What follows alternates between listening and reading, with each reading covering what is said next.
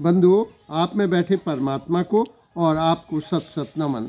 आज बसंत के शुभ अवसर पर माँ सरस्वती का, शारदा का तो जन्म है ही, और विष्णुपुत्र कामदेव का भी जन्म है, और कामदेव के सखा बसंत का भी जन्मदिन है। और आज निराला जयंती पर शुभकामनाएं। आज का विषय है मन का मनोविज्ञान, गीता के विशेष संदर्भ में। मन से मनुष्य सर्वाधिक संचालित होता है, उसकी अधिकांश क्रियाएं मन से ही प्रभावी होती हैं। मन के प्रभावी होने के कारण ही उसे मनुष्य कहा जाता है, क्योंकि मनुष्य में पशु भी है और परमात्मा भी है। मन अधिक प्रभावी होने से वह मनुष्य कहलाता है। मन सभी इंद्रियों का राजा है, इसलिए सारे विषय भोग मन में ही उठते हैं। यक्ष युधिष्ठिर संवाद में आया है कि जब यक्ष ने पूछा सबसे तीव्र गति किसकी है, तो युधिष्ठिर जवाब देते हैं कि मन की। निस्संदेह मन बहुत चंचल है और बहुत गतिवान है। इसको साधना सरल काम नहीं है, साधना है। मन में उठे भाव बहुत प्रभावी होते हैं। मन में यदि श्रेष्ठ विचार आते हैं, मन में यदि प्रेम, दया, करुणा, क्षमा आती है, तो वह हमारी देह भाषा में, हमारी वाणी में, वाणी की पिच में, हमारी साउंड भी मेलोडिक हो जाती है। और यदि काम, क्रोध, लोभ, मोह आते हैं, तो वह भी ऊपर व्यक्तित्व हो जाते हैं। इसीलिए मन का तल ही हमारे व्यक्तित्व को और कृतित्व को निर्धारित करता है।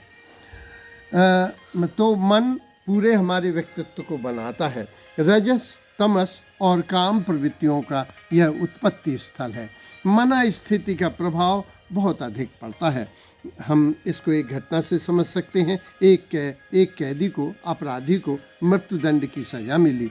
उससे कहा गया कि तुम्हें फांसी पर न लटका कर तुम्हारा खून अगर ले लिया जाए तो कैसा रहेगा। तो उसने सहमति दे दी। तो एक छोटे से आलपिन के द्वारा उसे थोड़ा सा चुभाया गया। उसकी आँखों में पट्टियाँ बांध दी गई और उससे इतना ही उंगली में चुभाया कि उससे आधा बूंद खून ही बाहर आ सके।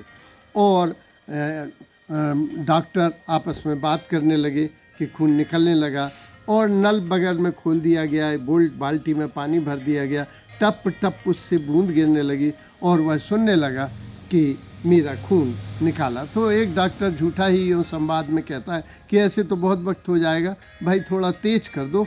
तो वो नल तेज कर दिया जाता है और धारा गिरने लगती है। इससे उसकी आंखें पलट जाती हैं और उसकी डेथ हो जाती है।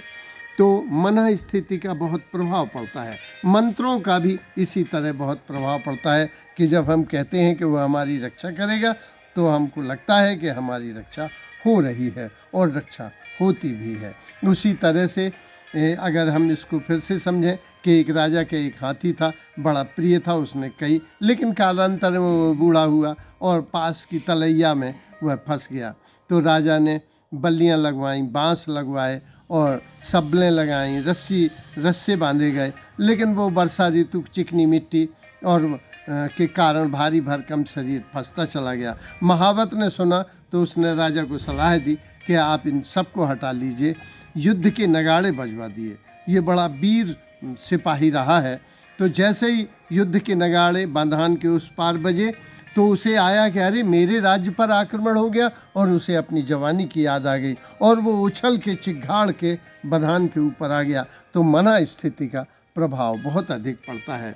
मना स्थिति हमें बहुत नियंत्रित करती है। अब हम समझें कि मन है क्या। मन मस्तिष्क की वह प्रवृत्ति है जो सुख, सुविधा और समृद्धि तथा सफलता चाहती है।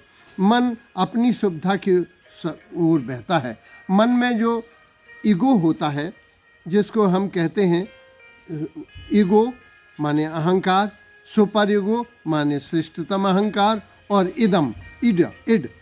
इड जैसा छोटे बच्चे का होता है। मन वस्तुतः छोटे बच्चे की तरह व्यवहार करता है। जैसे छोटे बच्चे को अगर अच्छा लगा कि लड्डू अच्छा है, तो वो ये नहीं देखता कि मेहमान के रूप में आए हैं हम, या बाज़ार से, वो कहता है ये लड्डू हमें चाहिए। अगर उसने पानी देखा तो वो कहता मैं नहाऊंगा, मुझे प्यास लगी है। तो मन, इसीलिए तो स्वप्न में हम मनोवांछित अपनी परिकल्पनाओं को विभिन्न कहानियों में अवचेतन मस्तिष्क गढ़ लेता है। तो मन का बहुत प्रभाव पड़ता है। मन में जो देह की स्थिति है वह वस्तुतः उसी तरह से स्थूल देह में या भौतिक देह में नहीं है। जैसे मन और जैसा मन है उसी तरह से हमारे प्राण हैं, आत्मा है, या विभिन्न चक्र हैं। जैसे ये आज्ञा चक्र है, ये सहस्त्रधार चक्र है, ये कंठ चक्र है, हृदय चक्र है, या नाभि चक्र हैं। ये चक्र पाए नहीं जाते, भौतिक शरीर में नहीं पाए जाते। ये सूक्ष्म शरीर, स्थूल शरीर के वे हिस्से हैं जो भौतिक शरीर से जुड़े होते हैं, जो अदृश्य होते हुए पर भी हमको प्रभावित करते हैं। मन की वस्तुतः वही स्थिति है। ये अगर डॉक्टर चीड़-फाड़ करेगा तो जैसे प्राण आत्मा चक्र नहीं मिलते वैसे मन भी नहीं लेगा। मन मस्तिष्क को ही कहा जा सकता है। मस्तिष्क के दो हिस्से होते हैं, एक हिस्सा बायां और दूसरा दायां। बाएं हिस्से में हम देखते हैं, बाएं हिस्से से हमारा गणित प्रभावित होती है, निर्णय लेने की क्षमता प्रभावित होती है, वैज्ञानिकों के लिए उपयोगी है। और दाहिना मस्तिष्क हमारे साहित्य के लिए, संगीत के लिए हम दाहिने मस्तिष्क का उपयोग करते हैं।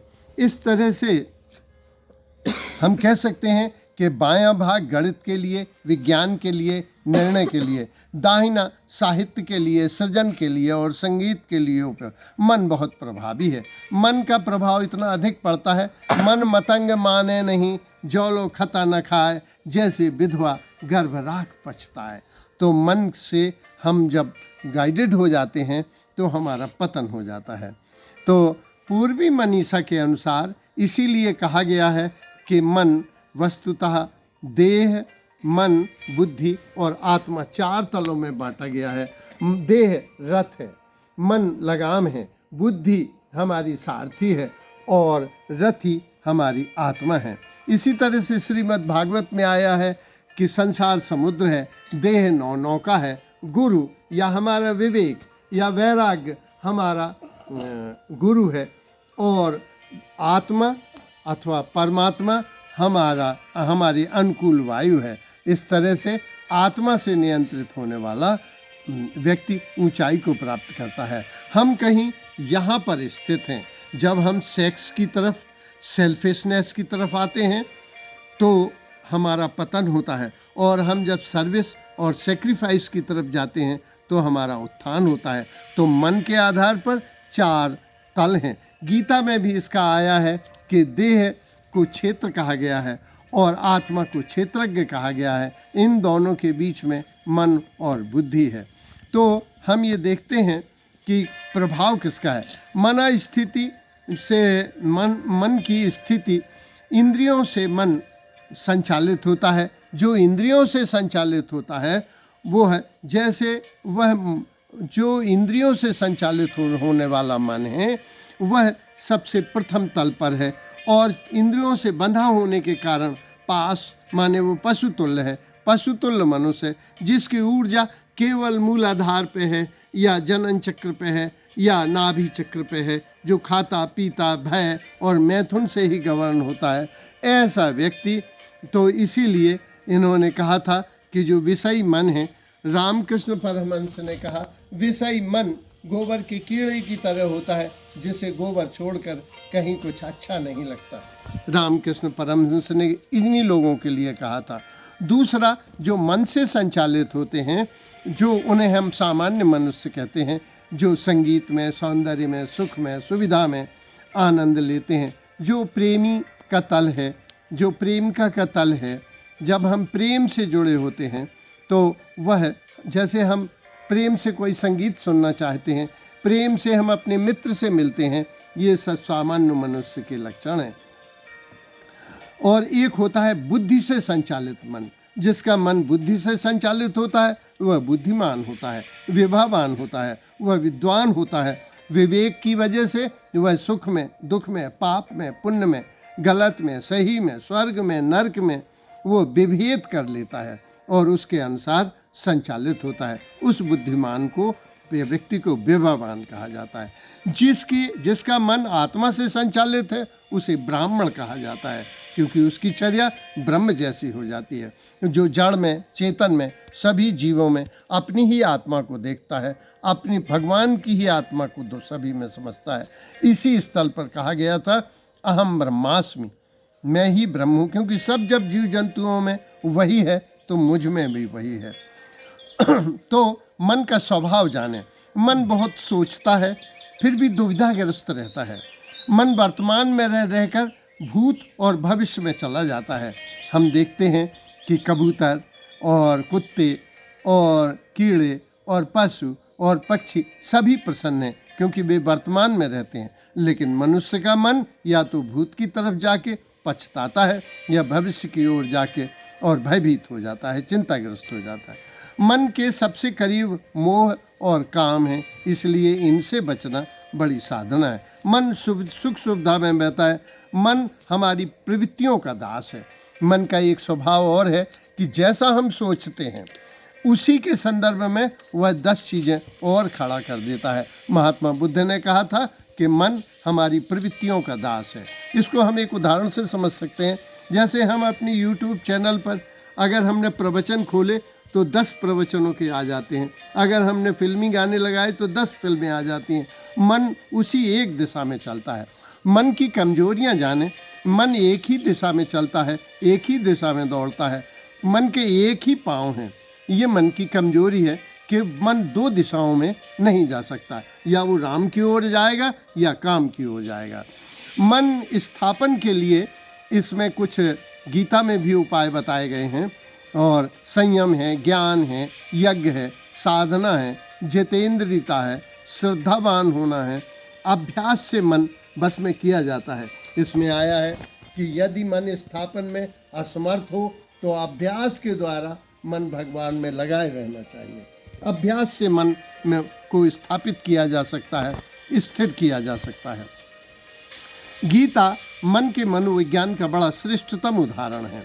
गीता के प्रथम अध्याय के पहले ही श्लोक में यह कहा गया है, धृतराष्ट्र पूछता है, जो मोहग्रसित धृतराष्ट्र है वह पूछता है कि मेरे और पांडु के पुत्रों ने क्या किया। माम कहा, जो मोह है, वो जो मन है, वो मैं से, अहंकार से, मेरे से, मेरा से के इर्द गिर्द घूमता है। इसी तरह से अध्याय 2 के दूसरे श्लोक में आया है, क्योंकि मन हम राजसी प्रवृत्तियों को जन्म देता है। दूसरे अध्याय के दूसरे श्लोक में आया है कि शत्रु सेना देखकर वह विजय कामना से दुर्योधन द्रोणाचार्य के पास जाता है।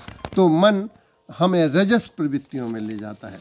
इसी तरह से अध्याय पहले के 30वें श्लोक में आया है कि मन के हारने से, वो है ना, मन के माने हार है, मन के जीते जीत, कबीर ने लिखा था। उसी तरह से जब अर्जुन युद्ध भूमि में स्वजन समुदाय को देखता है तो वह बहुत सोचता है। पहले अध्याय के 29 और 30 में वह सोचता है कि इन पितामह की गोद में मैं खेला हूँ, इन पिता, ये भूत में चला जाता है या वर्तमान में चला जाता है, भविष्य में, कि जब ये मर जाएंगे तो क्या होगा। तो उसी तरह से अध्याय पहले के 30वें श्लोक में आया है कि वह परिणाम में खड़ा नहीं हो पा रहा है, क्योंकि वह मन से हार गया है। अध्याय दूसरे में आया है कि मन असमय में रहता है, उसे समय या प्रेजेंट में रहना नहीं आता, या तो वो भूत में चला जाता है या इसीलिए भगवान कृष्ण अध्याय दूसरे श्लोक में कहते हैं कि हे अर्जुन, तुझे ये असमय में मोह हुआ है। फिर वो निर्देश देते हैं, हे कृष्ण कहते हैं अर्जुन से कि मन की तुच्छ दुर्बलता त्याग अर्जुन। ये दूसरे अध्याय के 3 श्लोक में उन्होंने बड़ा स्पष्ट कहा है, निर्देश दिया है। इसी तरह से 3 श्लोक के 39वें और 40वें श्लोक में आया है कि मन से उत्पन्न जो कामनाएं हैं वो मनुष्य को बड़ा दरिद्र दीन बना देती हैं, तो और ज्ञान को ढक लेती हैं। हमारी कामनाएं, हमारा रजस प्रवृत्ति, हमारा प्रमाद, हमारा अहंकार हमारी मन बुद्धि को ढक लेता है और ज्ञान को इस तरह से ढक लेता है। इसी तरह से अध्याय 4 में जो बताया गया है आत्मा की श्रेष्ठता, आत्मा की श्रेष्ठता अध्याय 4 में जो बतलाया गया है, आत्मा की श्रेष्ठता, इसका कि आत्मा सबसे श्रेष्ठ है।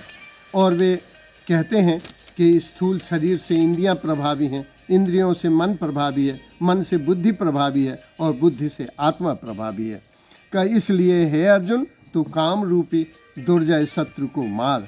अध्याय 4 में मन को नियंत्रित करने के उपाय बताए गए हैं कि संयम से, ज्ञान से, जितेंद्रिय साधना से, श्रद्धा से और अभ्यास से मन बस में के।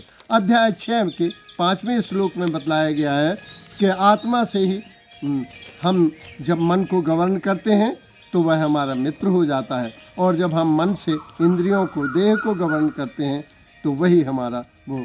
फिर 7वें 8वें अध्याय में उन्होंने कहा है कि आनंद भाव से मेरे पारायण हो जा। 9वें श्लोक के 3 और 4 में आया है कि मन मना भाव, मेरे में मन लगा, क्योंकि मन का एक ही पाँव है, एक ही जगह लग सकता है। 12वें के 9वें में आया है कि अभ्यास से मन बस में आ सकता है। 12वें के 12वें श्लोक में आया है कि जो मुझ में मन लगाएगा वो मुझे प्राप्त होगा। इसी तरह से अध्याय 13 के पहले श्लोक में आया है कि देह क्षेत्र है और ये क्षेत्रज्ञ है, आत्मा क्षेत्रज्ञ है।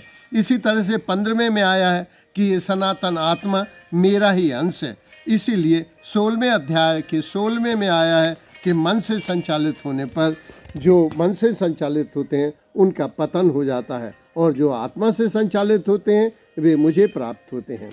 जिन्हें अपनी ऊर्जा काम से राम की ओर लगाना हो, जिन्हें अपनी ऊर्जा मूलाधार से सहस्त्रधार तक पहुंचाना हो, जिन्हें अपनी ऊर्जा संसार से संन्यास की ओर ले जाना हो, जिसे नर्क से स्वर्ग की ओर जाना हो, ऐसे लोगों को आत्मा से नियंत्रित होना चाहिए। धन्यवाद।